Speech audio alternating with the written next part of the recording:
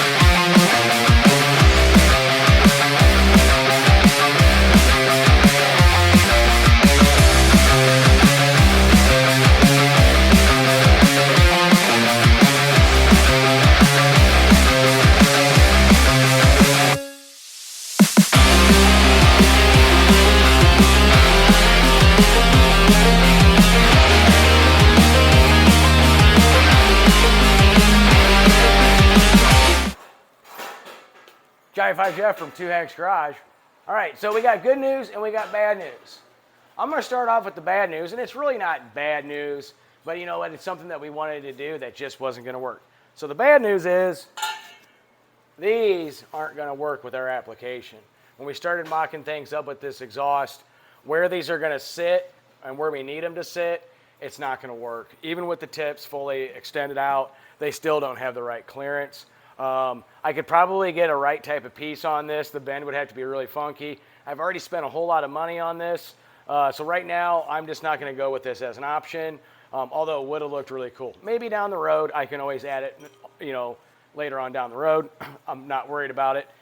But that being said, the good news is we are still going to shoot flames out of this exhaust. I made John Wilburn a promise that when I get to No Name Nationals, I'm going to shoot flames out of this car in the burnout box and probably anywhere else that looks like fun. Going to do it in a way where I don't hurt anybody or anything like that. It's just more of, you know, the exhibition showmanship type thing. So what Micah and I did is we got everything mocked up. We got stuff tacked in place except in this back.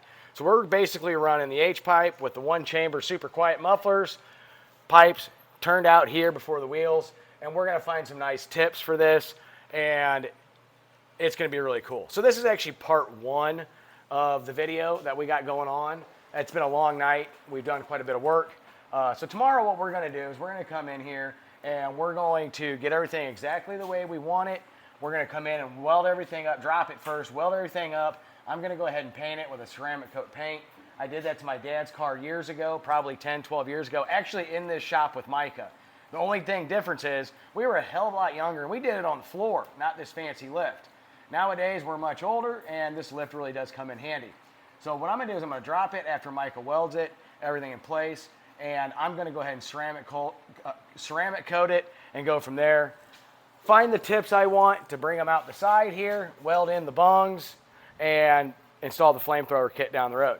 So let's show you what we got going on here in our fancy dancy exhaust.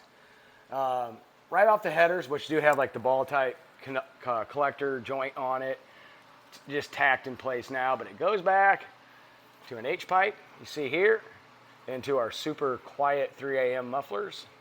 And then they just angle out back before the tires. We'll get a nice tip. Somewhere in here we'll weld in one of those bungs. But speaking of bungs, drilled a hole here on each side, roughly 24 inches back. That's going to be for my AFR gauge, air fuel ratio, to see if I'm running lean, rich, or right in the middle. So Micah did, once again, an excellent job. It's going to be nice and rumbly.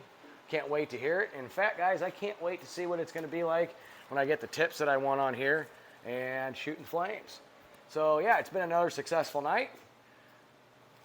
In the words of the Rolling Stone song, you can't always get what you want, but in some cases you get what you need, and I honestly think we're going to get what we need with these. I originally said, you know what, screw it, Micah. My whole thing is always an H-pipe, one chamber's turned down, and he's like, no, man, let's bring it out here. It's going to look nice. And him doing that, saying that, like, yeah, you're right. Then if we do that, get the right tip, I can put my bung in and shoot flames. So it's a win-win overall. Pretty happy. Not too shabby. It's going to be nice when it's all done. So this is exhaust part 1. Once again, thanks, Micah. He's a hell of a welder. And we are going to put our welding and painting skills to test tomorrow. So with that, guys, we will see you tomorrow.